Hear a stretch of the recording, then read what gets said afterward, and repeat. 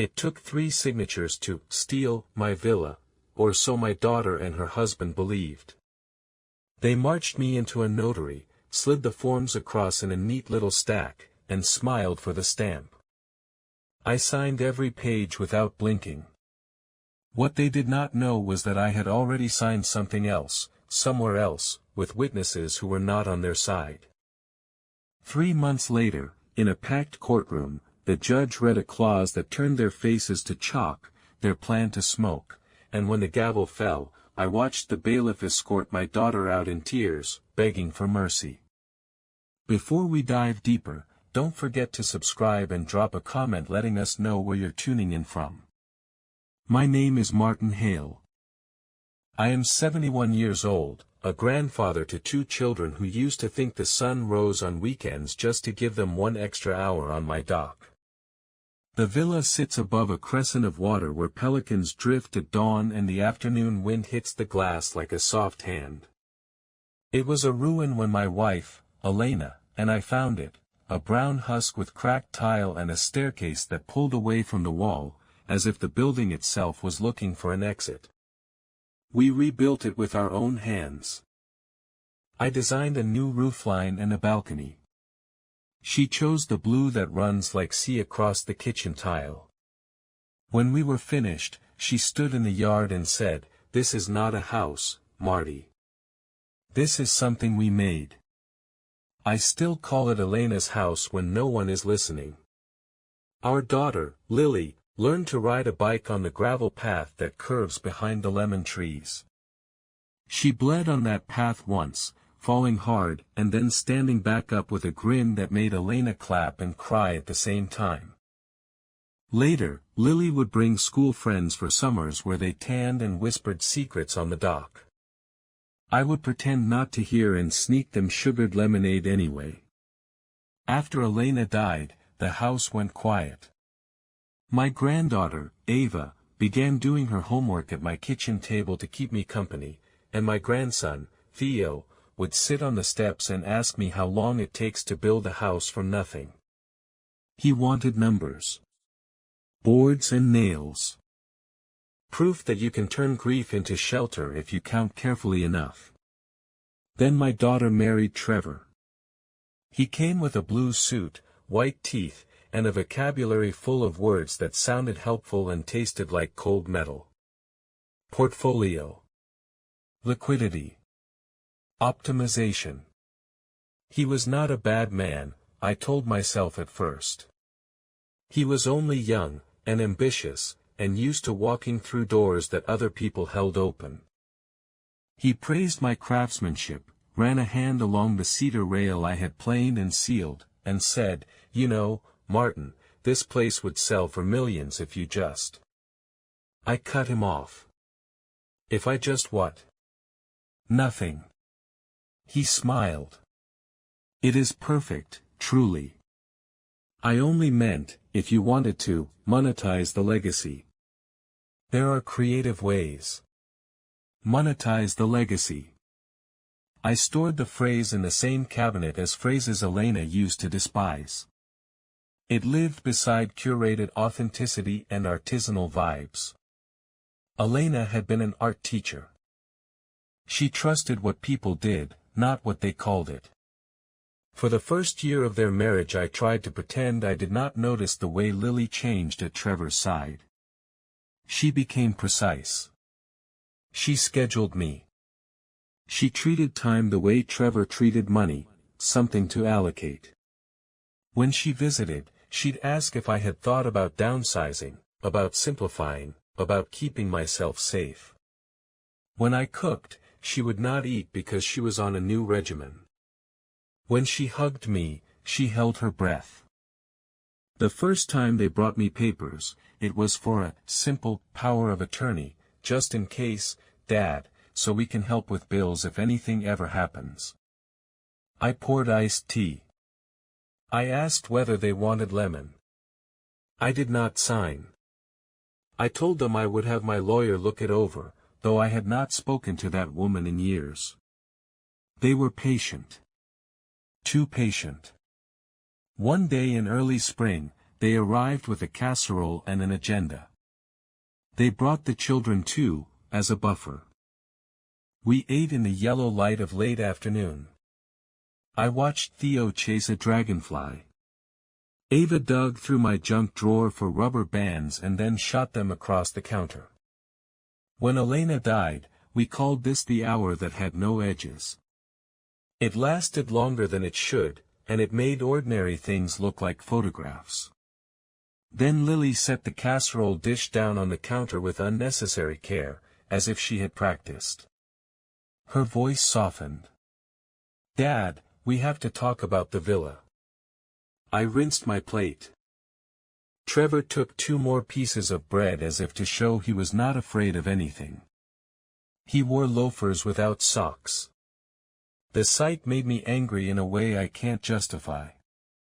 "We found a way to make sure you are protected," Lily said. "There are so many scams now. Predatory contractors, healthcare fraud. Trevor knows people who have seen terrible things. We don't want that for you."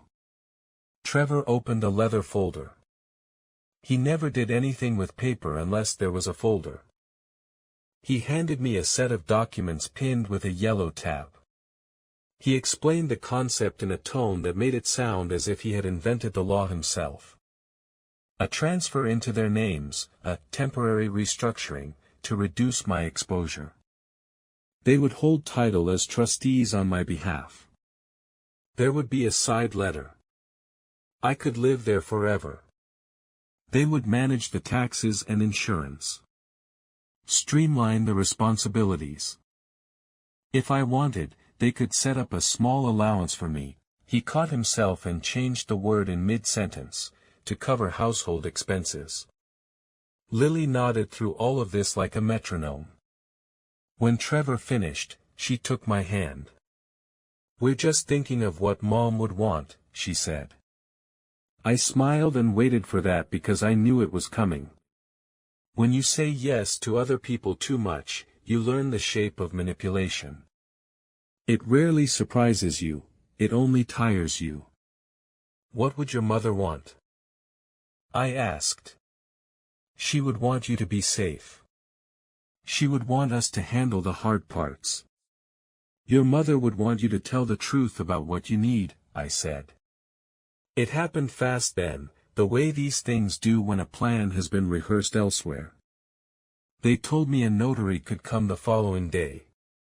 They had the number of a mobile notary who could be at the villa by noon. All I had to do was sign. They would handle the recording. The children could spend the afternoon with me. We could grill fish on the patio.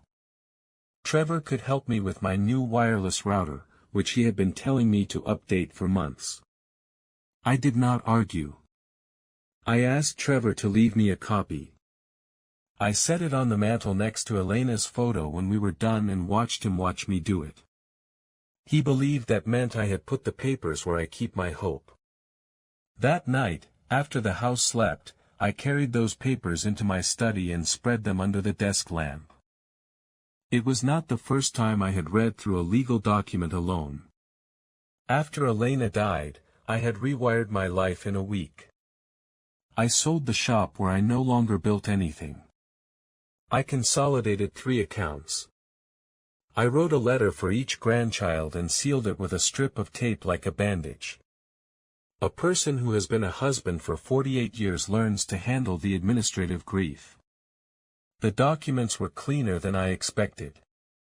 No cartoon villain clauses. No obvious theft.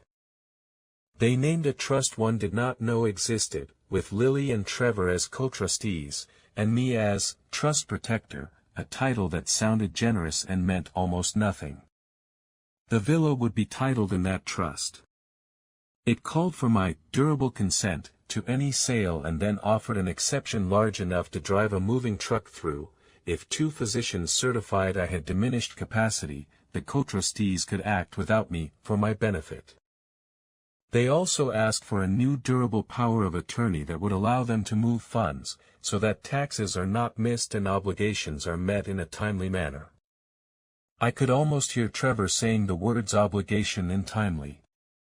There was a page that made me close my eyes. It was a list of anticipated repairs. It read like an apology from the house for being old. Roof, windows, retaining wall. There was an estimate column and a column for funding sources. In that second column Trevor had written, in neat, careful print, bridge loan secured by property. The numbers were circled. Elena's laughter was a small warm thing in my head, the way it is when you remember she had a laugh for when she was trying not to cry. At 9 the next morning I made a call to a woman whose voice I had not heard in 15 years. She answered on the second ring like she still knew how I breathe. You still keep everything in a fireproof box under your desk, Marty? Hello, Cynthia. I told her everything in slow detail, the way I learned to tell stories to middle schoolers when I helped in Elena's class. If you give people room inside a story, they show you what they can carry. Cynthia listened. When I finished, she did not gasp or ask for another dramatic detail. She only sighed the little sigh she used to make when I brought her a job site contract with a clause I had already crossed out. We will be very polite, she said. And we will move very fast. By the time the mobile notary arrived with her hard case and her stamp and her professional small talk, I had already signed something else, as I wrote at the beginning of this story. Cynthia had driven to my house the night before with 2 witnesses and a calm face. We signed on the patio under the lemon tree. The frogs had started. We were not in a hurry. She prepared an irrevocable trust with a name I chose. The Elena Garden Trust. The trust owned the villa. I kept a life estate. No one could remove me. The trust had provisions that made even the language look nervous. It allowed me to lease rooms for charitable purposes. It forbade any loan secured by the property. If any beneficiary attempted to coerce me, to move me to a facility for convenience, or to present papers that diminished my occupancy, that person's share would be reduced to $1 and the villa would, upon my death, pass not to the family but to a non-profit with a mission I had joked about for years when Elena was alive, a small residency for veterans learning building trades. She had said I would do that someday. I told her I would, to make her smile. Then I forgot to be the man I promised, until circumstances forced me to become him. We recorded the trust at 8:17 a.m. at the county recorder's office while the line was still short. We recorded a conservation easement on the back acre to protect the bits of wetland and the gulls that nested at the edge of spring. It put permanent limits on what could be built there. It would make any developer's spreadsheet cry. Then I put on a clean shirt and made eggs for Ava and Theo. At noon, the notary set her case on the dining table. She was kind. Trevor did all the talking. He had decided to dress down in jeans to make the moment feel intimate. He put his hand on my back as if we were friends. He slid the papers to me one at a time, explaining each page as if I had not already read them. He looked like a man who is so certain he already owns something that he cannot be bothered to hide his pleasure. I signed in exactly the right places, with the handwriting Elena used to tease me about. You write like a ship's captain, she said once. Even your QS stand at attention. We took a picture when we were done because Trevor wanted one. He said it would be a nice memory. He put his arm around me and tilted his head toward mine like a son. Lily kissed my cheek. The children clapped as if we had just cut a ribbon. When they left, I sat in the quiet for a long time and watched the light move across the floor in slow stripes. The next day, my key stopped working in my daughter's front door. It is funny what details you store and what you misplace. I remember the smell of pine in their foyer that morning and the way one of their picture frames held a photo of a trip I had not been invited to. I remember the way Lily's face narrowed when she saw me turn my key twice and then stand with my hand on the knob, like a man who has arrived at a house he used to own. "Dad?" she said, and her voice sounded like mine the first time I looked at Elena across a parking lot and realized I had missed her without knowing it. I did not say anything. I showed her a bag of bagels and a jar of jam. Once upon a time, that would have been enough. She let me in. We sat. She poured coffee I did not want. She told me gently that Trevor had discovered a leak in my roof, and that to prevent mold damage, and here she touched my sleeve as if mold had feelings, they would be arranging workers. It would be easier, safer, more practical, if I stayed at their place for a week or two. She had already moved a few of my things from the villa into their guest room. She said this lightly, as if moving a man's things is a magic trick that can make him vanish and not bother anyone. I asked if we could drive over together to choose a few books for my temporary stay. She hesitated, then nodded, because she needed the performance to look like a kindness. At the villa, the front steps were blocked by bright orange cones. A white truck sat in the driveway, its logo a smiling house.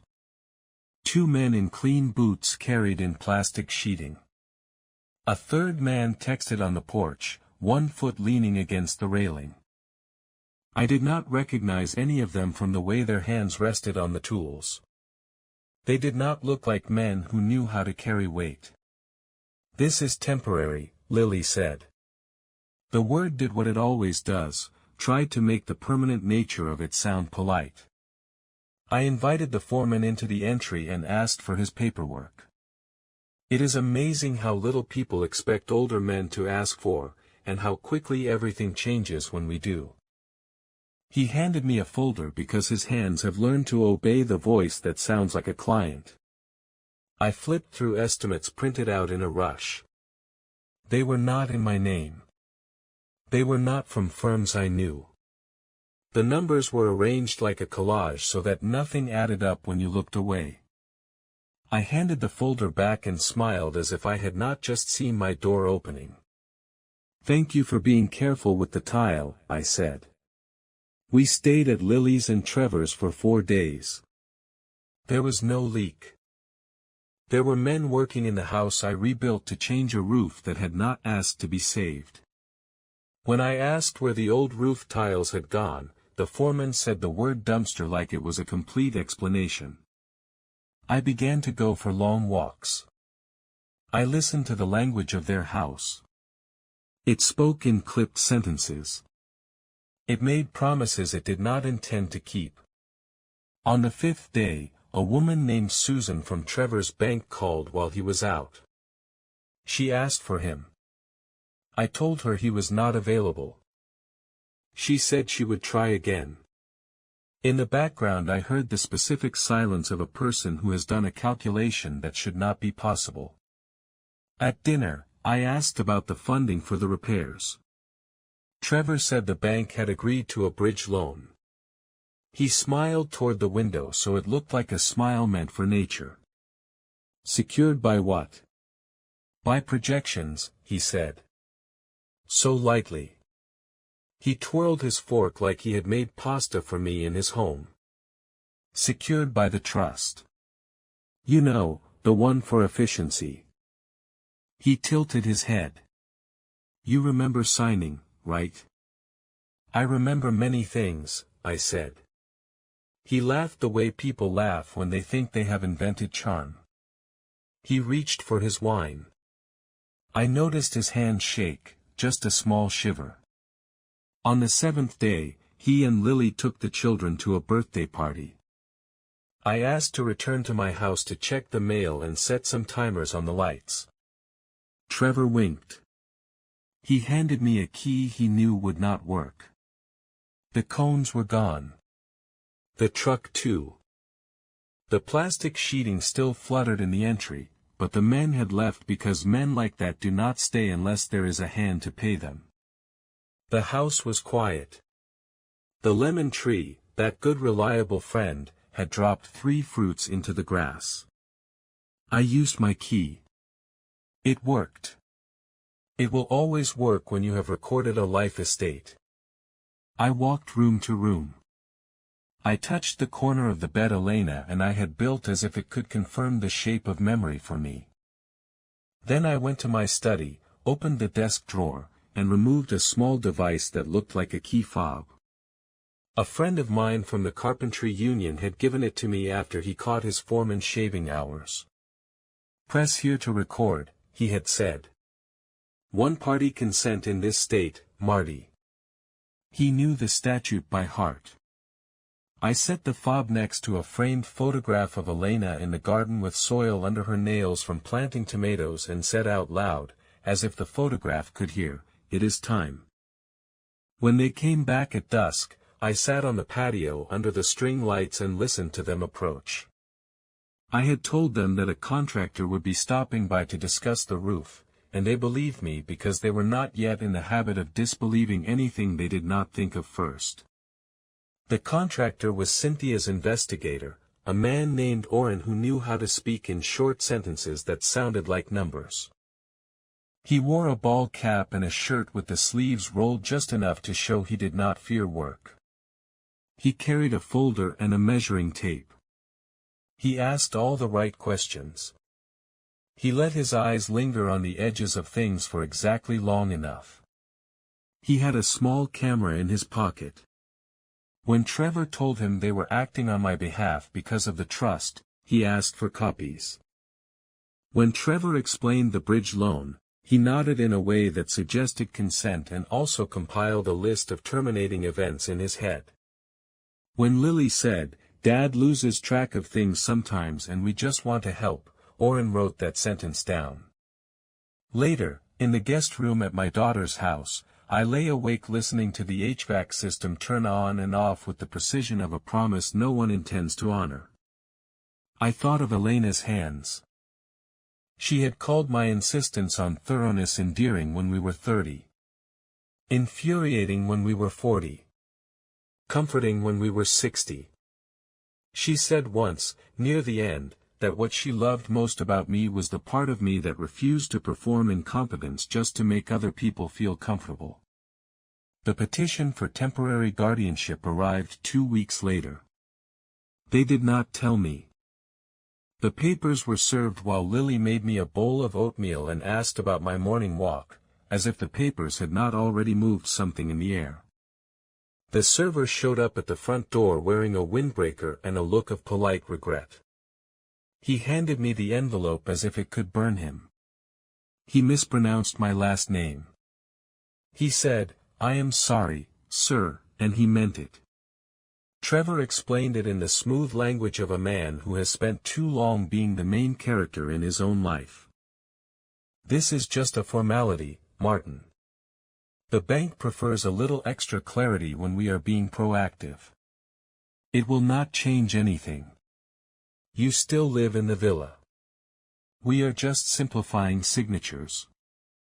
I looked at my daughter. She could not meet my eyes. She pretended to wipe a spot on the counter.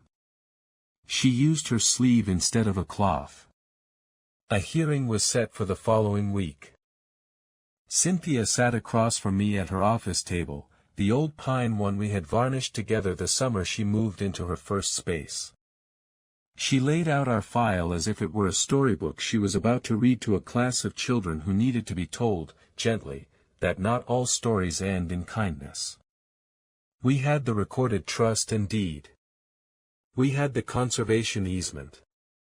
We had the clause that disinherited anyone who attempted to move me for convenience or present false claims of diminished capacity. We had the investigator's tape of Trevor telling a stranger they had arranged a bridge loan by referencing a trust that was not the one we had recorded.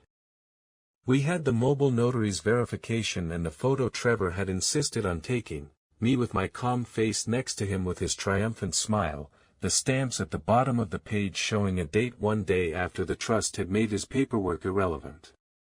We also had my doctor's letter. I had scheduled that appointment the same morning I called Cynthia, and I told the truth at that appointment the way I had promised myself I always would from now on. I told my doctor about names I forgot, and the way sometimes a word dips just under the surface of a conversation, then comes back up for air after the sentence has moved on without it. He ran tests. He chose his own words carefully. He wrote a letter that said, "Mr. Hale is oriented to person, place, and time. He manages his medications and finances. He displays no signs of diminished capacity. He should continue walking in the mornings. He should eat more protein." The last was written with a small smile. He knew me. We filed our response and then we waited.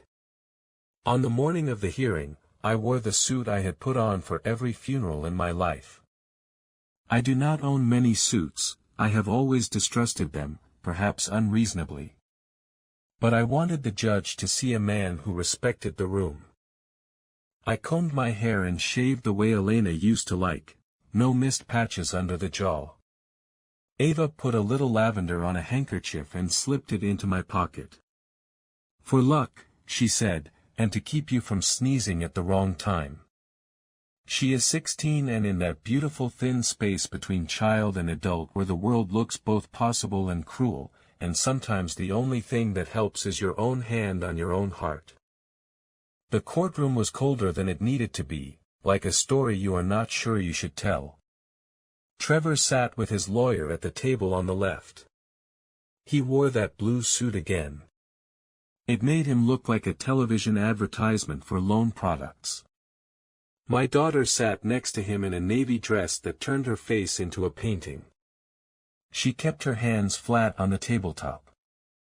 She did not look at me when I came in, only at the judge's bench, as if that piece of wood would tell her whether she was a good person.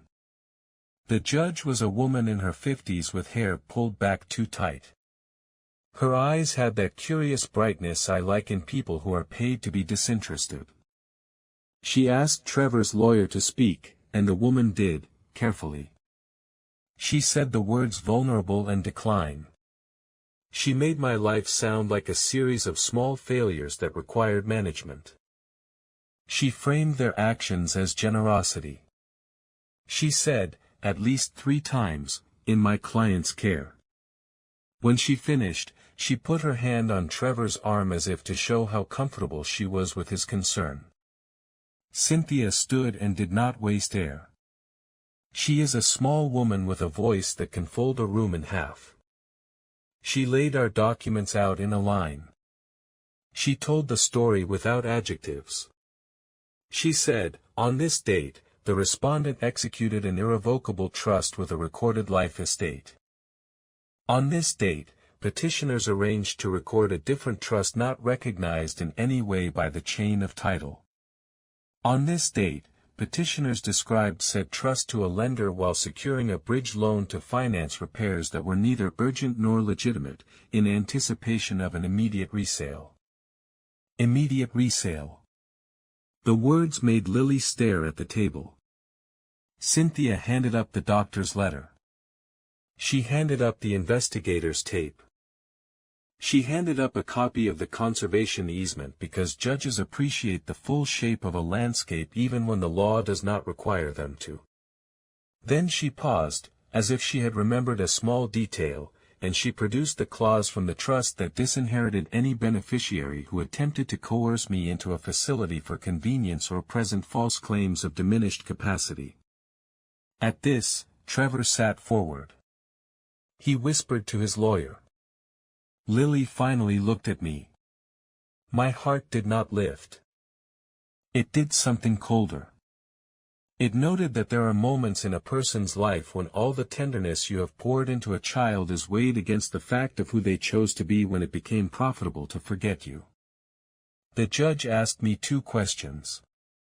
She asked the name of the street my villa sits on, and she asked me what day it was. I told her both, and the names of the neighbors whose children I taught to fish, and the date Elena died, because sometimes it is easier to answer a question with the thing you are carrying anyway.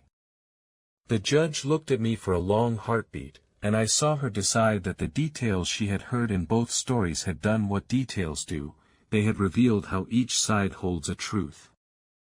The judge denied guardianship. She chastised Trevor's lawyer for the bridge loan. She used the word abusive once. It was like hearing a bell ring very far away and knowing it is for you. She ordered that any work on the villa cease. She granted Cynthia's request for an accounting of all communications with the lender. She set a date for a further hearing on whether to impose sanctions. Then she asked if there was anything further, the way a person asks whether anyone still wants to pretend they will win a game already decided. There was something further. Cynthia asked to be heard on the matter of trespass and conversion regarding property removed during the temporary repair period. She handed up a list of items taken from the villa. The list had been compiled by Ava and Theo, who had made a project of scanning the house with their phones before we left and then comparing those pictures to the room-by-room photographs later. They had done this as if it were homework. It was more painful than any science project could ever be. It included Elena's sketchbooks. 2 paintings she had hung in places where I had learned to look for them at night. An old brass bowl she had found at a market and pronounced useful for nothing but reminding us that we should notice what beauty is. Trevor's lawyer said the removals had been a misunderstanding. Lily's voice broke when she tried to add something about protecting my memories from dust during the repairs. The judge held up her hand. "Return everything within 48 hours, she said. "Or the sheriff will collect it." And then the judge did something I did not expect. She looked at me, and she softened, just a fraction. She asked if there was a place I would like to go after this hearing. She meant, did I want an order that would allow me to enter my own home? It was both insulting and necessary at once. I said I would like to go to my house. She smiled tightly. Petitioners will stay at least 100 yards away from the property for 14 days while the respondent re-establishes possession. We walked out into a hallway that smelled like cold coffee and stress. Trevor strode ahead like a man in a race. His lawyer murmured to him, close-set words that sounded like damage control. Lily lingered, as if unsure which way she wanted the day to turn. She touched my arm. The contact was light. A test. "Dad," she said. "Please." We were only trying to. I pulled away. The movement was not theatrical. I do not know how to perform grief anymore. "If you ever use your mother's name again to justify stealing from me," I said, "I will ask the judge to read the rest of the clause aloud." Cynthia and I drove to the villa with the windows cracked. The wind off the water has that salt-sweet smell that makes it hard to tell whether your eyes are watering from memory or weather. We parked. The key worked. Inside, it looked like people had been trying to erase me by rearranging objects they did not understand. I left the rooms as they were, for a moment, and went out to the dock. The water had a skin from the breeze. A gull sat on the pole at the far end and stared at me like a critic. I put my hand on the railing and said out loud, "Elena, I am sorry it took me so long to be the man you believed I was." In the next 2 weeks, the rest of it happened fast. The bank called, then called again, then called from a different number with a different voice that sounded like litigation. They had noticed a discrepancy. They had discovered a recorded trust that did not match the one in their file. They wanted to know whether the title work they had accepted had been complete. They wanted a conversation in which I would reassure them that the equity they had so cleverly tapped would be waiting for them. Cynthia told them, in a voice that could make rain stop falling, that there was no equity available for them to tap, that the property could not be encumbered, and that their loan officer's enthusiasm had exceeded both his authority and common sense. Workers appeared at odd hours to pick up tools they had abandoned. I let them. Men who work for a living do not need to be punished for the delusions of the man who hired them. A man from the sheriff's office knocked with the delicacy of someone who has had to ask for beloved objects before. He returned Elena's things with his own hands. He apologized for the delay. He said his wife's sister had been through something similar when their mother died, and he had watched the family tear themselves into pieces, each convinced they were ripping for the good of the others. In the second hearing, the judge read the lender's letter into the record. It explained, in bland corporate prose, that the bank had relied on representations regarding title and had extended a line of credit against the value of the villa for a strategic rehabilitation and resale. It used my name for decoration. No one in the room looked at me when they heard the words resale. The judge sanctioned Trevor and Lily for costs. She used the phrase elder financial abuse and then let it sit until the room had to breathe again. Lily's strength broke then. It broke the way a shelf breaks when you have loaded it not with books but with the idea that books should weigh nothing. She raised her voice at the judge. She said something about being my only child. She said something about me being stubborn and about all the years she had watched me make everything difficult. She did not cry. She was too angry for that. The bailiff stepped toward her, not hard, just firmly, and she sat. "You will return what you took," the judge said. "You will pay what you owe. You will leave your father alone unless he invites you. And if you contact any lender again in relation to this property, I will hold you in contempt." Trevor stood there in a blue suit that suddenly looked like a uniform people wear when their work requires them to pretend they understand gravity. He did not speak. If you do not understand the concept of title, a courtroom is not the place to discover your education has gaps. When it was over, I went home. The word home felt different in my mouth. Less myth. More wood. I opened the windows. I let the house breathe. And then I did something I had been threatening myself with for a long time. I built the program. I called it Elena's Garden Project because I am a sentimental man and because sometimes you have to let your love for a person turn into something that will outlast even your good intentions. I called old friends from the trades. I called the Union Hall. I called the woman who ran the small non-profit that taught young veterans to work with their hands. We drew up a lease for the basement apartment and 2 of the spare bedrooms. We scheduled weekends for repairs that actually needed to be done, and we did them with care. I took on 2 apprentices, both 25 and quiet in that way that comes from experiencing too much noise too early. They planted tomatoes in the yard where Elena had once planted a foolish number of zinnias. They asked me about ratios between aggregate and cement. They asked me about the right way to scribe a piece of trim. They asked me if grief ever stops hurting, and I told them the truth: it does not. It changes weight until you can carry it and still lift other things. I wrote to Ava and Theo about a new rule. They could come any afternoon they liked, unscheduled. They could leave their school projects on the dining table and their shoes by the back door. They could learn how to mix mortar and set tile if they wanted. They could also sit on the dock and listen. I would not schedule that either. I also wrote 2 letters. One I left on my kitchen table, addressed to Lily. It said, "There is a world in which you and I could have had a conversation about what would happen to this house after I die.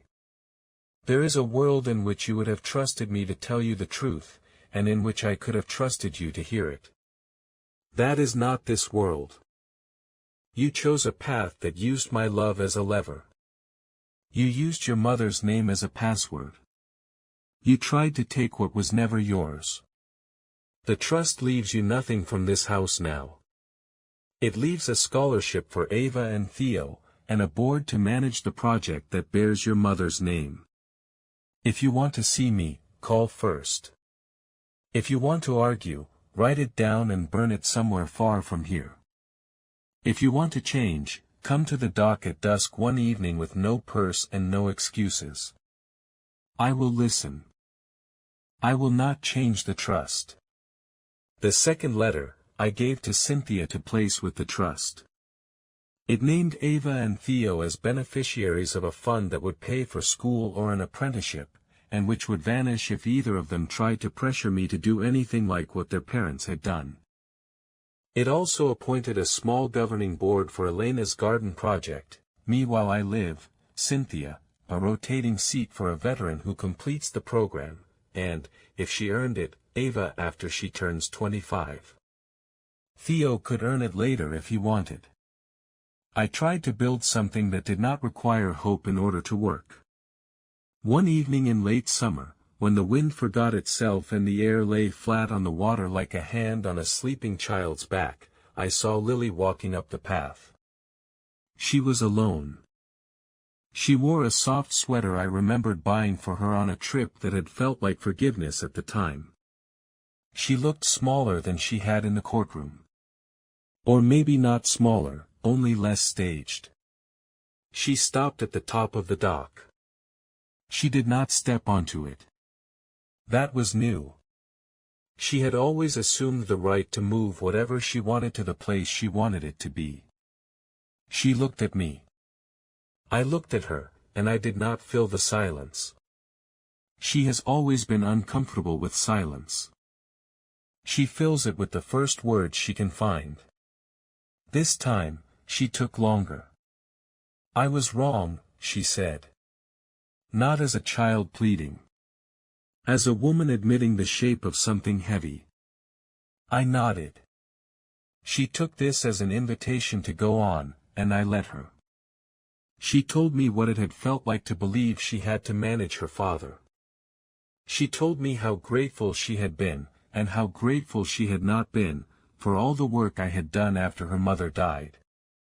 She told me she was afraid of money the way some people are afraid of height. She told me that Trevor made confidence look like a language she couldn't afford to not speak. She said sorry more than once. She said it without leaning on it for sympathy. When she finished, I pointed to the bench. She sat. The wood made us sound like old friends. I told her a story she did not know about her mother and me in a hardware store in our 20s, when we were arguing over whether to buy a sledgehammer. We did not need a sledgehammer. We wanted to feel like people who did. I told her the trust would not change. I told her what it provided for her children. I told her she could come for dinner on Sundays if she asked first and arrived without an agenda. I told her that, for now, Trevor was not welcome here. I told her that if she argued, the conversation would stop for the day. She nodded. She stood. She said thank you in a tone that suggested she had found something she did not know she was missing until the moment she said the words. She left. The dock did that little flex it does when the body you love leaves it, a small adjustment you feel in your knees. 2 days later, a sheriff's deputy knocked. He handed me a clipping. It was from a local business section. It said Trevor's firm had quietly closed 2 offices. It mentioned a pending investigation. It did not say my name. I am glad it did not. In the fall, the tomatoes were wild and foolish. We ate them on bread with nothing but oil and salt. The apprentices asked me to teach them dovetails, and I said they had to earn it by cutting straight enough to make a shadow look like a line. They laughed. They tried. They called their mothers with the pride of people who are learning a language older than the one their phones speak. Ava sat on the floor one Saturday and organized Elena's sketchbooks by year. Theo made a go-kart out of scrap lumber and too much imagination. He crashed it into the hydrangeas and apologized to the bush like it was a person. I told him some apologies do not count until you make a change too. He rebuilt the brakes. He did not crash into the hydrangeas again. Winter came with a quiet I had not felt since the first year after Elena died. It was not the same quiet. It had edges. It did not hunt me the way grief used to. It sat beside me when I read in the evenings, and it nodded when I got up to check the locks out of habit and not out of fear of what would come through the door.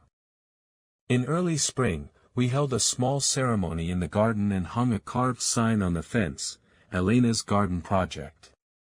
We did not invite the press. We did not make speeches. We cooked sausages on a grill too small for the number of people we fed. The men and women who had found their way to us through Cynthia's network and the Union Hall stood around and told stories about doors that swing true because they wanted them to. We planted zinnias like a promise we could keep. We took a photograph. I did not print it. I do not want to trap the day on paper. I want it to keep moving. Sometimes, when the afternoon comes in at an angle that reminds me of the day in the courtroom, I think about Trevor's face when the judge said the words elder financial abuse and how those words landed in his chest like a measurement he had never learned to use. I do not feel triumphant when I think about that. I feel something closer to the way you feel when you finally align a shelf that has listed to one side for years, satisfaction, yes, but also an awareness of how long you tolerated it tilting. The law did what it should do. It took a situation built on the convenience of lies and made it orderly. The revenge, if you want to call it that, is not in the sanction or the returned objects or even in the clause that closed the door to my daughter in the way she had tried to close a door to me. The revenge is that I took the thing they tried to reduce to equity and made it into a place that creates value they cannot spend. I still keep Elena's bowl on the entry table. I put shells in it that the children bring me and a handful of screws I think I might need and never do. I still talk to her in the mornings. I tell her ridiculous things. The price of lumber. The news about a neighbor's dog. The way Theo's hair refuses to obey even the most sincere comb. I tell her I love her, because love is not a scarce resource and because saying it is the one superstition I intend to keep. The last time Lily came to the dock, she sat and looked at the water for a long time before she spoke. She said she had started a part-time job at a ceramic studio. She said she did not know why making something that cracks sometimes feels more honest than making something that closes cleanly every time. She laughed softly and made a movement with her hand that reminded me of Elena. We are not fixed. The trust is not a story about grace. It is a story about boundaries. You set them, and then you build a house that respects them, and then you invite people in if they knock and if they remember to wipe their feet. One evening in late summer, the sky over the water turned the particular color of a bruise that is almost healed. I stood on the balcony and felt the house breathe the way living things do, in and out, asking only for maintenance and for company. Down below, laughter rose from the garden, the laughter of people who are building something true. I put my hand on the cedar rail I had planed all those years ago. It was warm with the day's heat. The wood, like the house, like the people who still come through its doors, was the sort of thing you cannot monetize without breaking it. The gavel fell months ago. The bailiff did his job. The bank learned a lesson I hope it remembers. The judge went on to other lives that required ordering. And I stayed here, at the place we made, and did the real work of revenge. I lived long enough to turn their scheme into a legacy they can never touch. Hello everyone, and thank you for watching. I truly hope you enjoyed listening to this story as much as I enjoyed creating it. If you did, please consider liking the video and subscribing to the channel to help support the creation of more stories like this. Have a great day or evening.